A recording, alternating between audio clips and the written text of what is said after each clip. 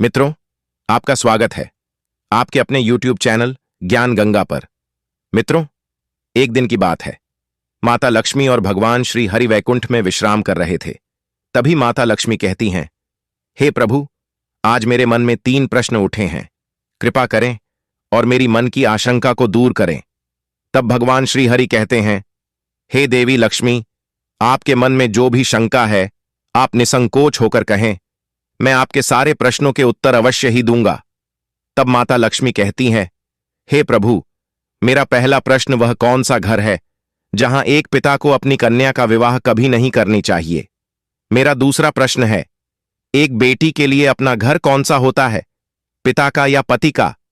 और मेरा तीसरा प्रश्न है, कौन से घर में बेटी का विवाह कर देने से उसका जीवन हमेशा के लिए यातनाओं से भरा रहता है और पुत्री सहित पिता को भी कष्ट भोगने पड़ते हैं। मित्रों, भगवान श्री हरि मुस्कुराते हुए बोले, हे देवी, आपने अत्यंत महत्वपूर्ण प्रश्न किए हैं, क्योंकि एक पुत्री ही पिता के लिए संसार का सबसे मौल्यवान गहना होता है, जो अपने हृदय पर पहाड़ जैसा पत्थर रखकर पराये पुरुष को कन्यादान करता है। इस संसार में सबसे भाग्यशाली पुरुष के घर में देवी आदि शक्ति का अंश कन्या का जन्म होता है और कन्यादान सर्वश्रेष्ठ दान है। हे लक्ष्मी, मैं आपके तीनों प्रश्नों के उत्तर इस एक पवित्र कथा के माध्यम से देना चाहता हूं। आप इस कथा को पूरा ध्यान से सुनें।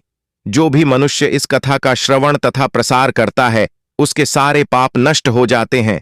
वह उस मनुष्य को मृत्यु के बाद अक्षय लोक की प्राप्ति हो जाती है। प्रिय दर्शकों, माता लक्ष्मी कहती हैं, हे प्रभु, मैं इस पवित्र कथा को पूरा ध्यान से सुनूंगी और मानव कल्याण हेतु प्रसार भी करूंगी। मित्रों, भगवान श्री हरि कहते हैं, हे लक्ष्मी, एक समय की बात है। मध्य देश में एक गरीब किसान अपने पत्नी और बेटी के साथ रहता था। उसके घर घर में जब बेटी का जन्म हुआ तो वे बहुत खुश हो गए थे। वह किसान अपनी पत्नी से और बेटी से बहुत ज्यादा प्रेम करता था। वे तीनों भगवान श्री नारायण के बड़े भक्त थे। रोजाना तुलसी को जल देना, पूजा पाठ करना, यह उनका नित्य काम था। किसान की बेटी अपने मां बाप के साथ साथ वह भी नारायण भक्ति में लीन थी। किसान की पत्नी और बेटी बहुत ही गुणवान, रूपवान और संस्कारी थी। मित्रों, भगवान श्री हरि कहते हैं, हे लक्ष्मी, किसान अत्यंत गरीब होने के कारण नगर के एक व्यापारी सेठ के पास खेती के काम के लिए जाया करता था। उस सेठ का भी स्वभाव बहुत अच्छा था। वह किसान कई सालों से उनके यहां पर काम करता था। उस किसान की बेटी हर दिन अपने पिता के लिए घर से दोपहर का भोजन लेकर उस सेठ के खेत में जाती थी। यह सिलसिला कई सालों तक चलता रहा। वह हर दिन अपने पिता का भोजन बनाकर खेत में ले जाती थी। वह सेठ हर दिन उसकी बेटी को देखता था और उस पर नजर रखता था। इस तरह कई और साल बीत गए। फिर किसान की बेटी जवान हो गई। मित्रों, हर दिन की तरह किसान की बेटी खाना लेकर खेत में आई थी। उस दिन किसान और सेठ साथ में बैठकर खेती के कामों के बारे में चर्चा कर रहे थे। जब सेठ की नजर उस लड़की पर पड़ी तो उसकी सुंदरता और संस्कारों को देख वह मोह जाल में पड़ गया। उसके मन में ख्याल आया कि क्यों ना मैं इस लड़की को अपनी बहू बना लूं।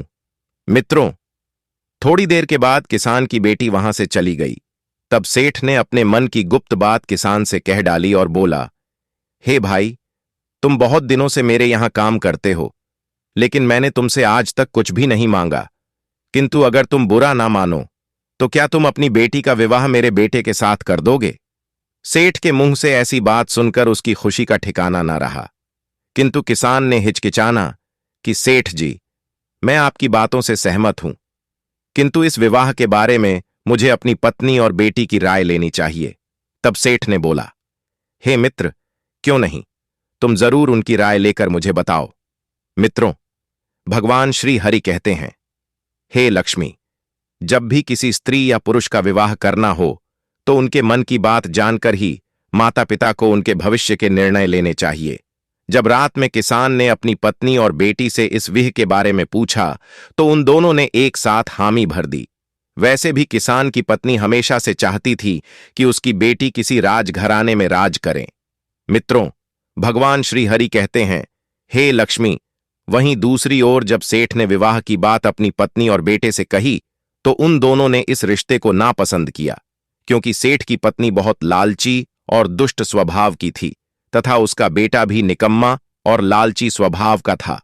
तभी सेठ की पत्नी बोली, हाय हाय, आपकी क्या मति भ्रष्ट हो गई है जो एक भिखारी को बहू बनाना चाहते हो।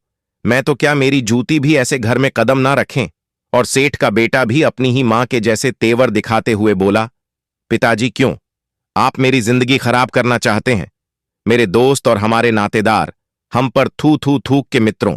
सेठ को लगता था कि अगर ऐसी अच्छी बहू उसे मिल जाए तो उनके घर की तरक्की होगी, घर में शांति बनी रहेगी और बेटा भी उसके काम में हाथ बढ़ाएगा। लेकिन घर वालों की ऐसी बातें सुनकर सेठ को बहुत गुस्सा आया और सेठ ने कहा, अब इस घर की बहू तो केवल उसी किसान की बेटी ही बनेगी। उस घर में सेठ का ही राजत चलता था, इसलिए उसने जबरदस्ती अपनी पत्नी और बेटे को मना लिया। फिर अगले दिन जब खेत में किसान और सेठ की मुलाकात हुए तो किसान ने बोला, सेठ जी, मुझे माफ कीजिए, हमें यह रिश्ता तो बहुत पसंद है, किंतु मेरी आपके बेटे के साथ विवाह करने की हैसियत नहीं है।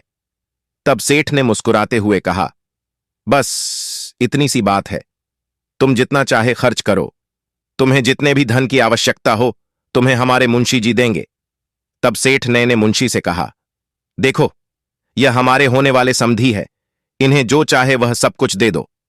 मित्रों, उस किसान ने भी बड़ी धूमधाम से अपनी बेटी की शादी उस सेठ के बेटे के साथ करा दी। किसान की बेटी ने भी ईश्वर का नाम लेकर उसके साथ 7 फेरे लिए और वह अपने ससुराल में चली गई।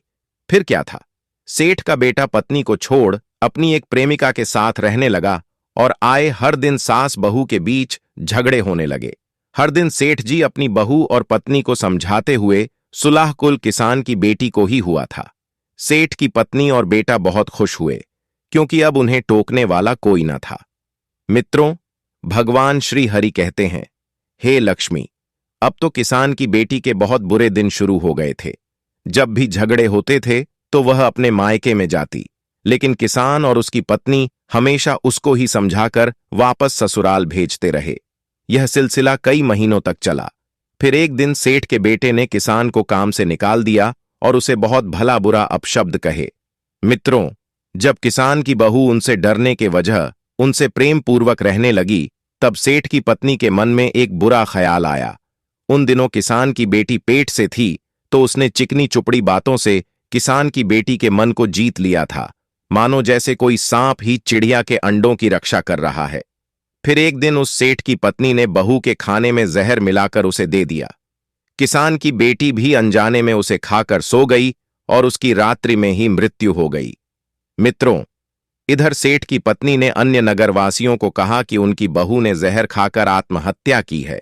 साथ ही उसने किसान को भी यह संदेशा भेज दिया कि तुम अपनी बेटी के शव को ले जाओ।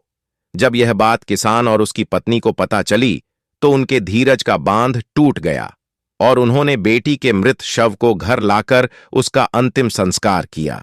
उसके बाद दूसरे दिन किसान न्याय मांगने के लिए राजा के दरबार में गया और उसने सारी हकीकत राजा को सुनाई। जब राजा ने दरबार लगाया तो सेठ के बेटे ने धन के लालच में राजा के मंत्रियों को खरीद लिया था, जिस कारण से किसान के पास कोई सबूत नहीं था कि उसकी बेटी ने आत्महत्या न की हो।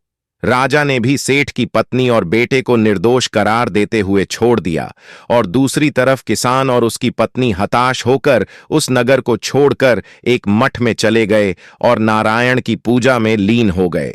भगवान श्री हरि कहते हैं, हे लक्ष्मी, किसान की बेटी पवित्र और सच्ची भक्त होने के कारण उसे स्वर्ग मिल गया और कुछ दिनों के बाद किसान और उसकी पत्नी की मृत्यु हो गई और उन्हें भी स्वर्ग की प्राप्ति हो गई।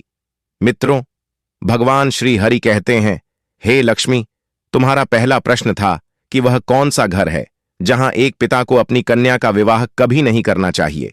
तो यह घर इस सेठ का है जो अत्यधिक धनवान था, जहां पर उसकी कन्या सुखपूर्वक जीने के वजह दुख भोग रही।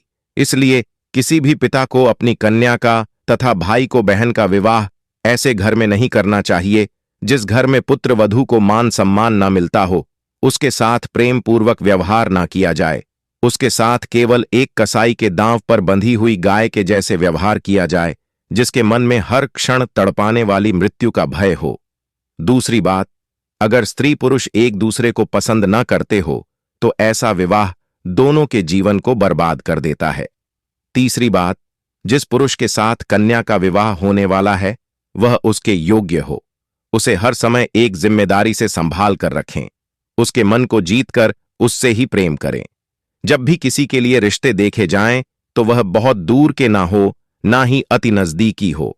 कभी मामा के यहां या बुआ के घर नाता नहीं जोड़ना चाहिए। इससे वाद विवाद तो होते ही है, लेकिन समान वंश होने के कारण संतान मंद या शारीरिक विकलांग भी हो सकती है। अपनी कन्या का रिश्ता अन्य दूर प्रदेश में कभी नहीं करना चाहिए, क्योंकि उसके बुरे हालात में उसे पिता या भाई की ओर से मदद मिले। हे लक्ष्मी, चौथी बात है, किसी पिता को कन्या और भाई को बहन का रिश्ता कभी अति धनवान घर में या अति गरीब घर में नहीं करना चाहिए। धनवान लोग उस स्त्री के साथ दासी के समान व्यवहार करते हैं और उसके माता पिता को भी सम्मान नहीं मिलता है, तथा अति गरीब घर में विवाह करने से उसे हमेशा अपनी जरूरतों को पूरा करने के लिए अपने पिता या भाई के सहारे की जरूरत पड़ती है। जब भी रिश्ते की बात होती है तो हमेशा उनके कुल और वंश को देखना आवश्यक होता है। अन्य कुल में विवाह होने से समाज में प्रतिष्ठा कम हो जाती है और लोग हीन भावना से देखते हैं। साथ ही उस स्त्री को भी कई परेशानियों का सामना करना पड़ता है। मित्रों, श्री हरि कहते हैं, हे लक्ष्मी, आपका दूसरा प्रश्न था कि एक बेटी के लिए अपना घर कौन सा होता है, पिता का या पति का? तो शास्त्रों के अनुसार स्त्री का घर उसके पति का ही होता है, चाहे सुख हो या दुख।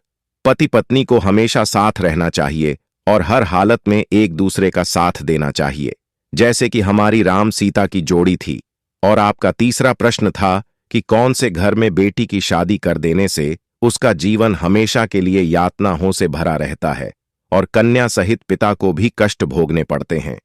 जिस घर में स्त्री को सम्मान ना दिया जाता हो, उसके साथ हमेशा ही तुच्छ प्रकार का अभद्र व्यवहार किया जाता हो, या जिस घर में स्त्री पर पुरुषों से हाथ उठाया जाता हो या उसे अपशब्द बोले जाते हो, ऐसे घर में स्त्री का विवाह कभी नहीं करना चाहिए। हे लक्ष्मी, अब मैंने आपके सारे प्रश्नों के उत्तर दिए हैं। तब माता लक्ष्मी कहती हैं, हे प्रभु, जिस घर में स्त्री के साथ दुर्व्यवहार किया जाता है उस घर से लक्ष्मी रुठ होकर चली जाती है। ऐसे घर में धन की हानि होती रहती है और घर गरीबी में चला जाता है। साथ ही जो पुरुष स्त्री पर हाथ उठाता है उसे भी ब्रह्म हत्या का पाप लगता है। तो मित्रों, आशा करते हैं कि आपको यह कथा और जानकारी अच्छी लगी हो, तो वीडियो को लाइक करें और कमेंट में जय श्री लक्ष्मी नारायण अवश्य लिखें। साथ ही हमारे चैनल ज्ञान गंगा को सब्सक्राइब करके बेल आइकन को ऑल पर प्रेस करें। धन्यवाद।